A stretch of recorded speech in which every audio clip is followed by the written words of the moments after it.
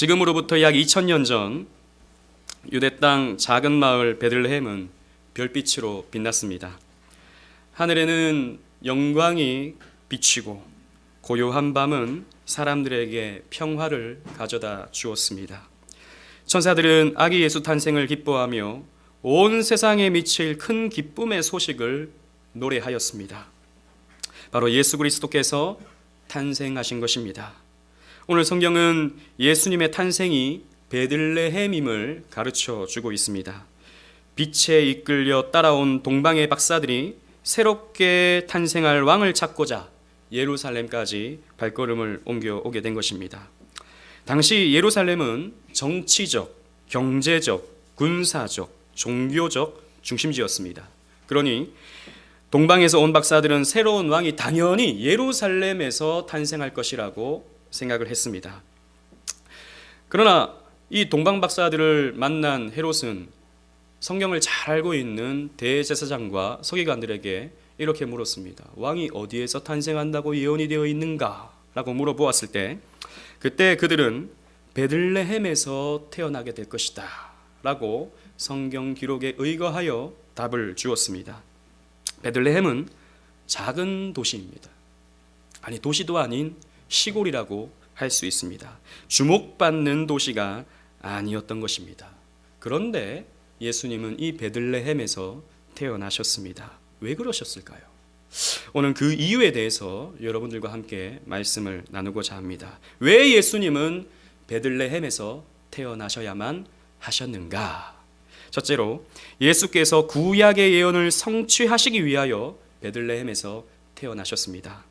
본문에 보면 대제사장과 서기관들은 베들레헴에서 왕이 태어날 것이다 라고 전하였습니다.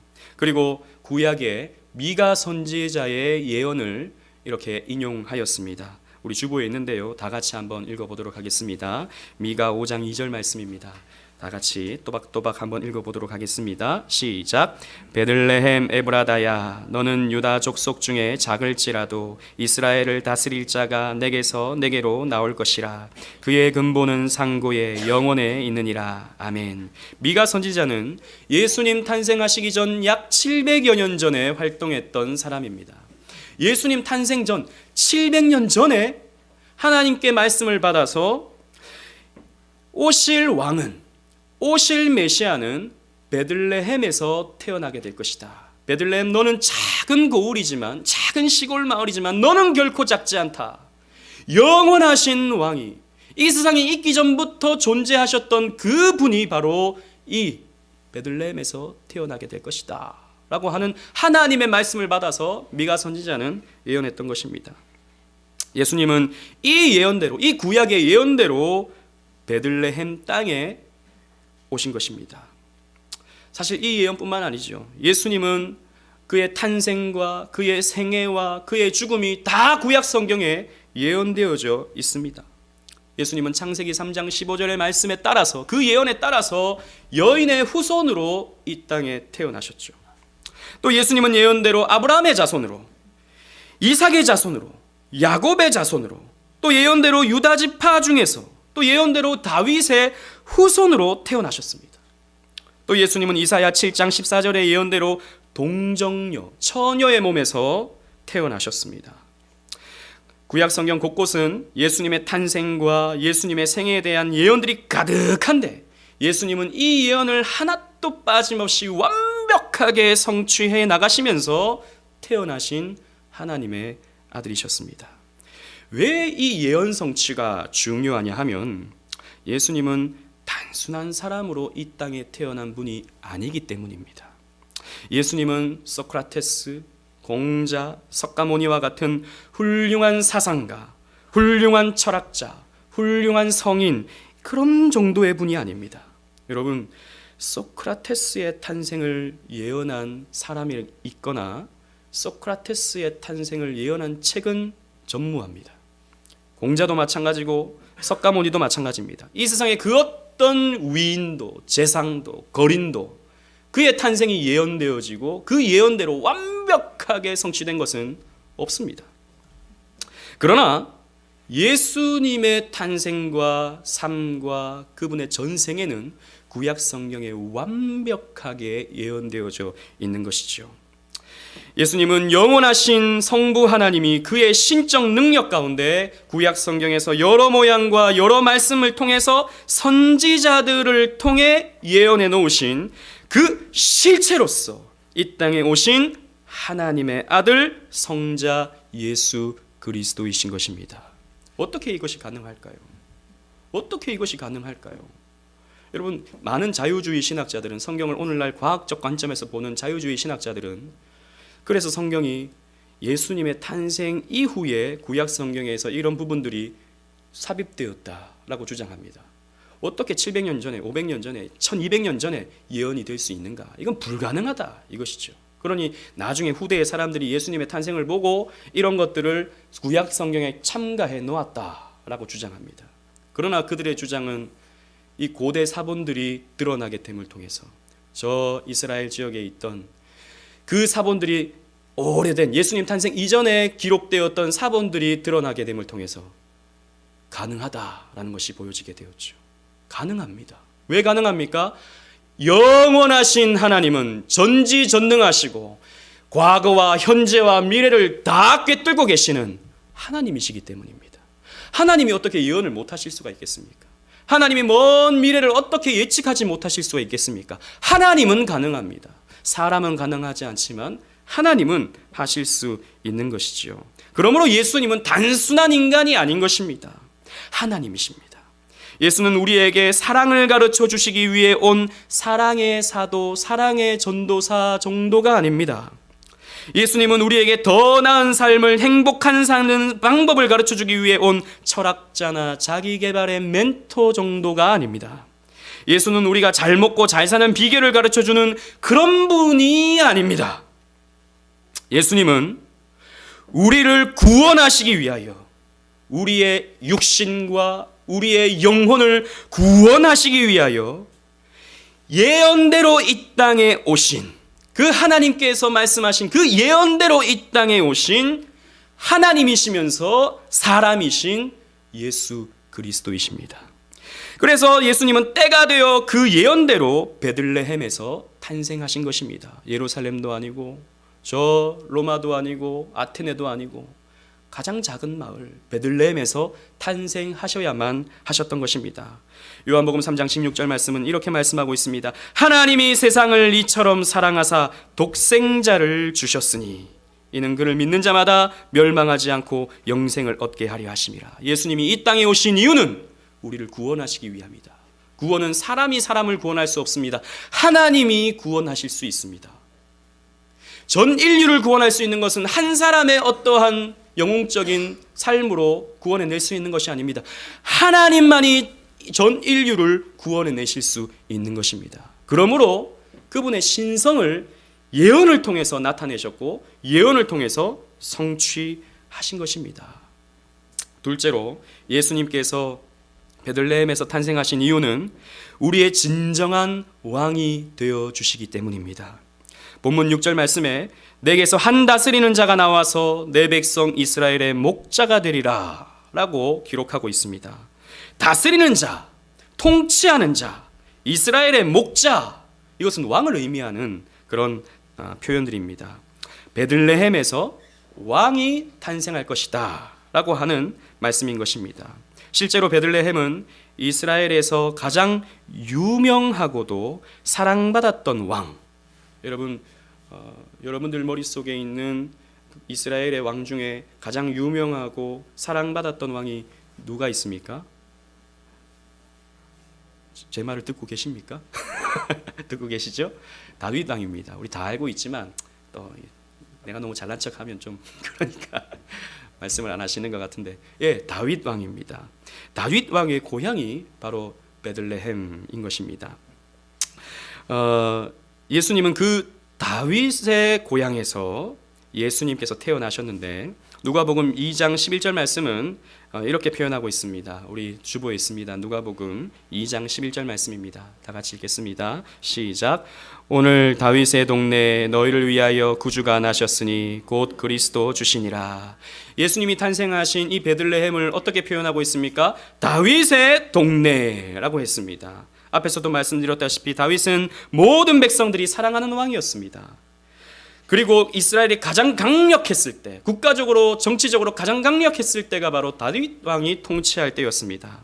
다윗은 백성들을 굉장히 사랑했고 하나님을 굉장히 사랑했던, 누구보다도 하나님을 사랑했던 위대한 왕이었습니다. 그러나 다윗은 인간이었습니다. 우리는 다윗 왕 그러면 그분의 찬양, 그분의 섬김, 그분의 기도, 그분의 열심, 이런 것들을 생각하지만 또 하나 우리가 기억해야 될 것은 다윗은 죄를 지었던 죄인이었습니다. 밧세바를 범하고 다른 남편이 있는 그 아내를 취하고, 이것이 나중에 들통이 날까봐 그 여인의 남편을 전쟁터로 몰아서 죽여버린, 간음을 하고 살인죄를 저지르고 거짓말을 해버린 죄인이었습니다. 우리가 상상하기 힘든 죄를 다윗은 지었던 것이죠. 그는 왕으로서는 굉장히 모범적이었지만 그는 이스라엘에게 있어서 신적으로 추앙받을 수 없는 불완전한 인간일 뿐인 왕이었습니다. 한계가 있는 인간왕에 불과했던 것이지요. 그래서 이 다윗을 잇는 훌륭하고도 완벽하고 온 우주적 통치를 할 수 있는 왕을 하나님께서 예비해 두셨습니다. 그 왕이 누굽니까? 바로 다윗의 동네에서 태어난 예수 그리스도신 것이죠. 이사야 11장 10절은 이 예수님의 탄생에 대해서 이렇게 예언하고 있습니다. 우리 주보에 있습니다. 다 같이 또 읽어보도록 하겠습니다. 시작. 그날에 이새의 뿌리에서 한 싹이 나서 만민의 기치로 설 것이요 열방이 그에게로 돌아오리니 그가 거한 곳이 영화로우리라. 아멘. 이사야 선지자도 예수님 탄생 전 600여 년 전의 사람입니다. 이사야 선지자는 하나님께로부터 말씀을 받았는데 이새의 후손 중에 왕이 태어난다 라고 하는 예언을 받았습니다. 이 이새는 누구냐 하면 다윗의 아버지의 이름이 이새입니다. 즉 이새의 그 씨에서, 그 이새의 그 혈통에서 왕이 태어나는데, 이 이사야 선지자는 다윗 왕 이후의 선지자입니다. 진짜 왕이 태어나는데 만민이 그를 바라보게 되고 열방이 그에게로 돌아오게 되는데 그분은 영화롭다, 영광스럽다 라고 이사야 선지자는 예언해 놓았습니다. 즉 다윗과 같은 왕, 아니 다윗 이상의 왕. 다윗은 그저 그 유대 땅을 다스리는, 이스라엘 땅을 다스리는 정도의 훌륭한 왕이었지만 온 열방을 다스리는 위대한 왕이 탄생하게 될 것이다. 이새의 뿌리에서 탄생하게 될 것이다 라고 예언해 놓은 것입니다. 이분이 바로 누굽니까? 예수 그리스도이신 것이죠. 예수님은 전 지구적, 전 우주적 왕이 되십니다. 그래서 여러분, 이 역사의 분기점이 AD와 BC와 AD로 나뉘게 되는 것입니다. Before Christ, 그리스도 전, Anno Domini, 그리스도 후. 이 역사의 기준이 바로 예수 그리스도의 탄생. 왜? 이분은 우주적인 왕이기 때문에, 이분은 역사의 왕이기 때문에, 역사의 주관자이기 때문에 이 역사의 연호는 BC와 AD로 나뉘게 되는 것입니다. 그러므로 예수님은 가장 위대했던 왕이었던 다윗의 동네에서 태어나시는 것입니다. 베들레헴에서 태어나시는 것이죠. 진정한 우리의 왕이 되어주시기 위함이었습니다. 여러분 기억하십시오. 예수님은 우리를 다스리는 왕이십니다. 우리는 그분의 백성이요, 우리는 그분의 양입니다. 우리는 그분의 통치를 받을 때 가장 행복할 수 있고 예수님의 다스림을 받을 때 가장 안전할 수 있습니다. 그러나 오늘날 많은 사람들은 하나님을 믿는다고 말하면서도 자신이 자기의 왕이 되어서 자기가 원하는 대로, 자기가 하고 싶은 대로, 자기가 살고 싶은 대로, 자기가 누리고 싶은 대로 살아가는 모습들이 너무나도 많죠. 이것이 무엇입니까? 선악과를 따먹고 내 인생에 내가 주인이 되겠다, 이 에덴 동산에 내가 하나님이 되어서 내가 주인이 되겠다라고 하는 죄인의 모습입니다.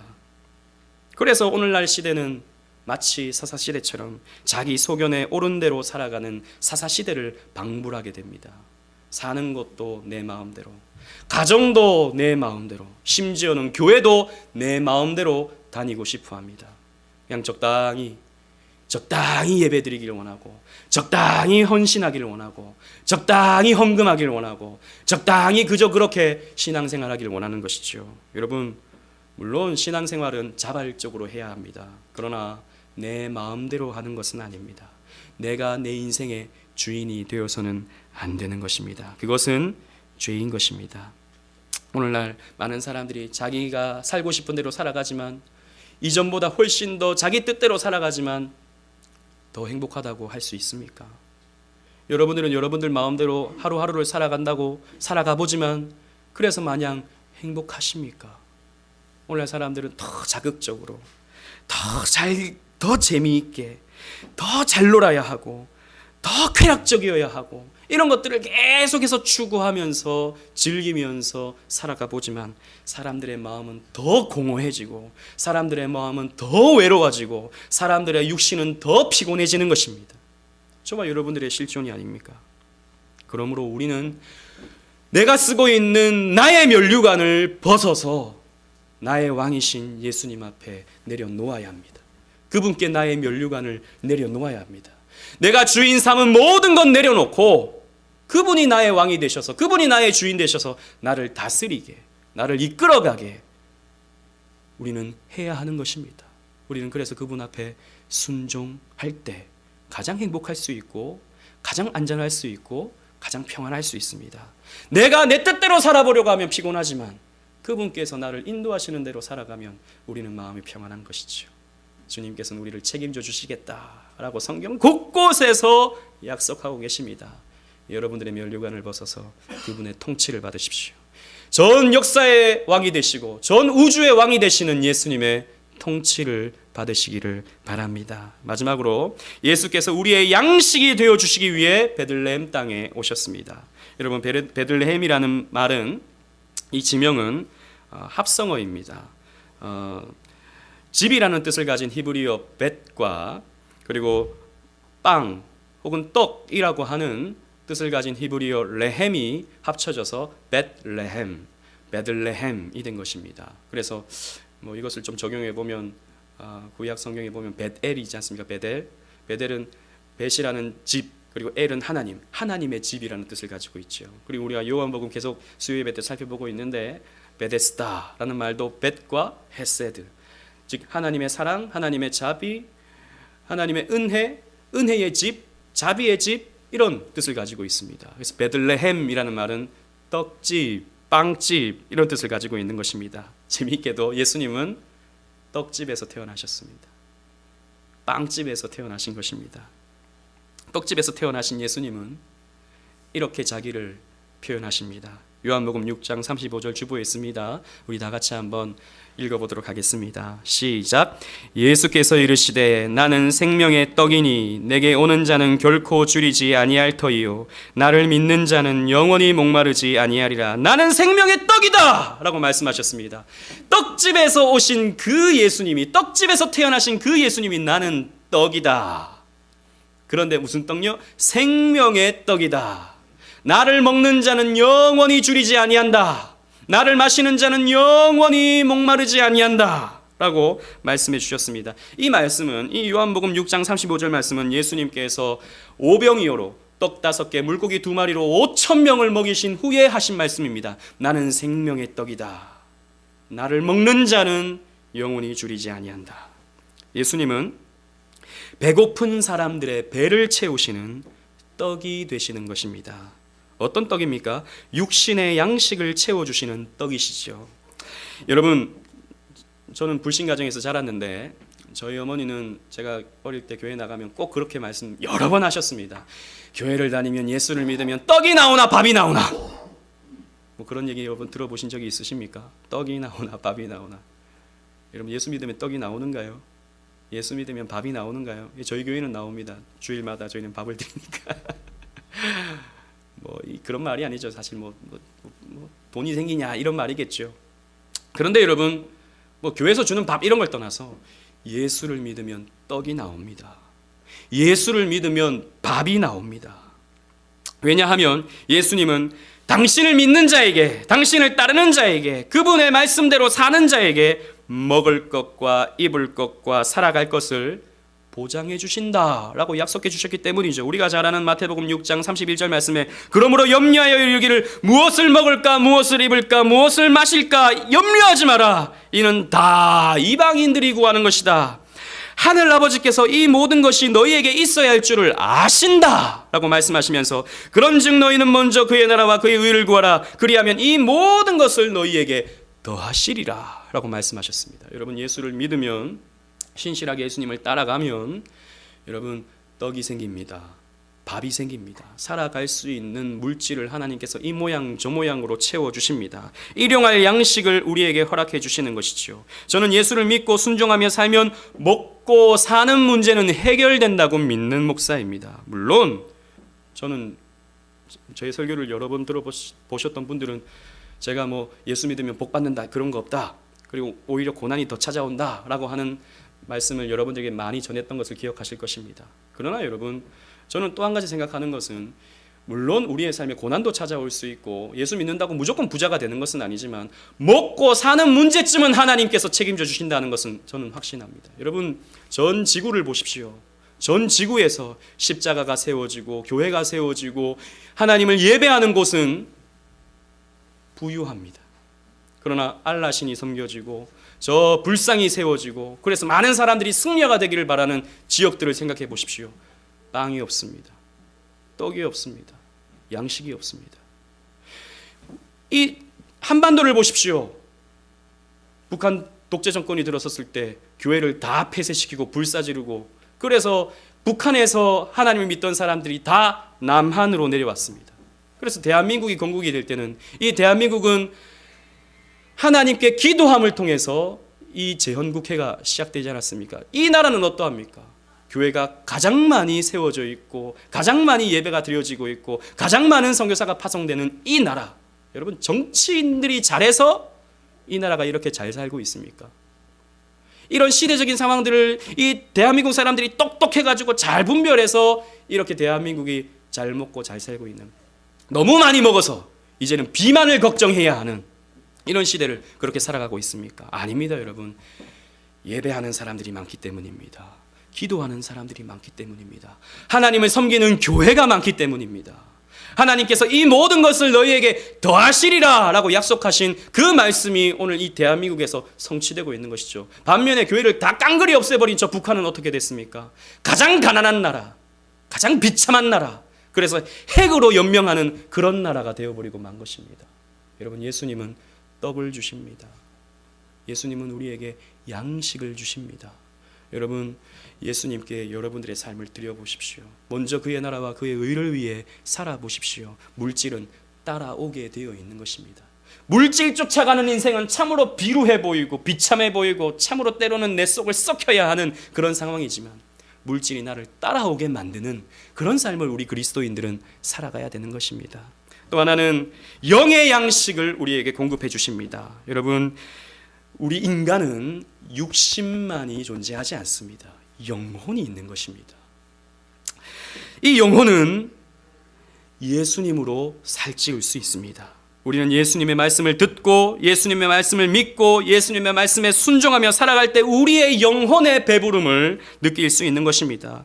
이 세상의 그 어떤 맛있는 음식보다도 포만감 있는 만족스러운 그런 기쁨을 누릴 수 있게 되는 것입니다. 여러분, 요즘에 그 미슐랭 가이드 그래가지고 별이 몇 개고 이런데 쫓아다니면서 이것 먹어보고 저것 먹어보고 하는 사람들 많이 있지 않습니까? TV에서 어느 맛집 소개해주면 3시간이고 4시간이고 줄 서서 그것 먹어보려고 애쓰는 그런 분들이 참 많지 않습니까? 저도 해봤어요. 그래서 지난번에 어디 인터넷에서 여기 맛있다 그래가지고 돈가스 먹으려고 2시간 줄 서서 제 아내하고 저기 뭐 합정동 가가지고 2시간 줄 서서 돈가스 한번 먹어봤어요. 예, 맛있어요. 그런데 2시간 줄 서서 먹을 정도는 아니더라고요. 맛있긴 한데. 근데 뭐 또 최근에 어느 방송에서 나온 돈가스 집은 새벽 3시부터 줄 선대요. 새벽 3시에서 줄 서서 12시에 밥 먹으려면 도대체 몇 시간을 줄 서야 되는 겁니까? 그래서 줄 서는 아르바이트가 있다고 합니다. 한 5만 원 받고 줄 서주고 시간 맞춰서 오면은 그 돈가스 1,000원,10,000원짜리 이렇게 먹는 그런 아르바이트도 있다고 그래요. 그런데요, 여러분, 그렇게 몇만 원 들여서 혹은 십수만 원 들여서 먹어본들 그게 그냥 밥이지 뭐. 그게 그냥 돈가스지 뭐. 그게 그냥 맛난 음식일 뿐이죠 뭐. 먹을 때는 잠깐 기쁘다가도 끝나면 아무것도 아닌. 저는 뭐 좋아하는 음식이 있다면 저는 라면을 굉장히 좋아합니다. 지난번에 제가 섬겼던 교회에서 설교 시간에 제가 라면 좋아한다 그러니까 어떤 성도님이 라면 한 박스를 종류별로 해가지고 저한테 주셨는데 그런 거 저한테 주시지 마시기 바랍니다. 아무튼 라면을 좋아하는데 라면은 언제 맛있습니까? 밤에 맛있죠. 밤에. 낮에 먹으면 맛이 없어요. 저는 그래서 오늘은 밤에 라면을 먹어야지 그러면 한 8시부터 설렙니다. 밤에 내가 라면을 먹어야지. 오늘은 뭘 넣어서 먹을까? 굉장히 설레는데 10시쯤에 먹으면 너무 맛있는데 먹고 나면 후회가 됩니다. 아, 이거 먹지 말걸. 그때부터 이 더부룩함과 내일 아침에 이 얼굴이 부을 것과 또 살찔 것과 배가 점점 나오는 것과 이런 걸 생각하면 또 먹지 말걸. 이런 생각이 드는 것이죠. 여러분, 그런 것입니다. 이 땅에서 아무리 맛있는 음식도 먹을 때는 기쁘지만 돌아서면 아깝죠. 이거 먹으려고 내가 몇만 원 들였나? 이거 먹으려고 내가 몇 시간 들였나? 이거 먹으려고 내가 이렇게 했나? 아쉽죠. 그러나 영혼의 양식이신 예수님을 우리가 맛보게 된다면 우리는 너무나도 황홀함과 기쁨과 만족을 누릴 수 있게 됩니다. 후회가 없는 만족을 누릴 수 있게 됩니다. Hunger for God이라고 하는 책을 쓴 존 파이프 목사님은 Hunger for God, 하나님을 향한 배고픔이라고 하는 책을 쓴 이분은 이렇게 표현했습니다. 여러분 잘 들어보십시오.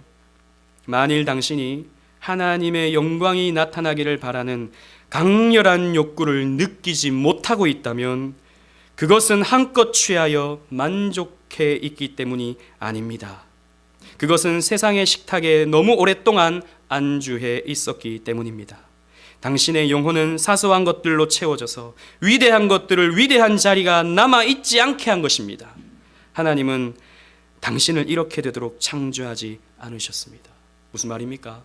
하나님을 우리가 맛보지 않았기 때문에, 하나님의 영광을 우리가 맛보지 못했기 때문에, 하나님께서 주시는 영혼의 양식을 우리가 우리의 영혼으로 채우지 않기 때문에, 세상의 헛된 것들로 우리를 자꾸 채우고 있기 때문에 이런 값싼 것들로 우리는 만족하고 살아간다는 것이죠. 그러니 값싼 것들로 만족하고 있으니 정말 가치 있는 주님께서 주시는 양식은 거들떠보지 않는다라는 것입니다.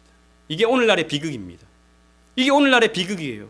세상으로만 만족하려고 합니다. 세상 것들로만 추구하며 살아갑니다.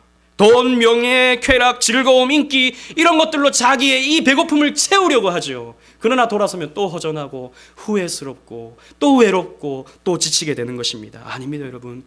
영광스러운 것으로 나를 채워야 되는 것입니다. 무엇입니까? 주님께서 주시는 양식으로 나를 채워야 하는 것입니다. 그러므로 여러분, 양식 되시는 예수님께로 더 가까이 나오시기를 바랍니다. 이 양식 되시는 떡집으로 여러분 나오시기를 바랍니다. 그래서 영혼의 배부름을 느끼고 영생을 얻어 누리시기를 바랍니다. 그 하나님께서 주시는 영광으로 여러분들의 허기진 배를 채우시기를 바랍니다. 사랑하는 오직 은혜교회 성도 여러분, 예수님은 저 위용 있는 로마의 왕궁에서 태어나시지 않으셨습니다. 예수님은 당시 철학자들의 도시였던 아테네에서도 태어나지 않으셨습니다. 예수님은 저 유대 땅의 중심지 예루살렘에서 태어나지 않으셨습니다. 예수님은 아무도 주목하지 않는 작은 마을 베들레헴에서 태어나셨습니다. 예수의 하나님 되심을 나타내셔야 했기 때문입니다. 예수의 왕 되심을 나타내셔야 했기 때문입니다. 예수의 생명의 떡 양식 되심을 나타내셔야 했기 때문입니다. 그래서 베들레헴에서 나신 예수님을 여러분 믿으시기를 바랍니다. 베들레헴에서 나신 예수님의 통치를 받고 순종하며 살아가시기를 바랍니다. 베들레헴에서 나신 예수 그 신령한 떡을 취하고 맛보시기를 바랍니다. 그래서 영생과 기쁨과 만족을 누리는 저와 여러분들 되시기를 주님 이름으로 축원합니다. 아멘.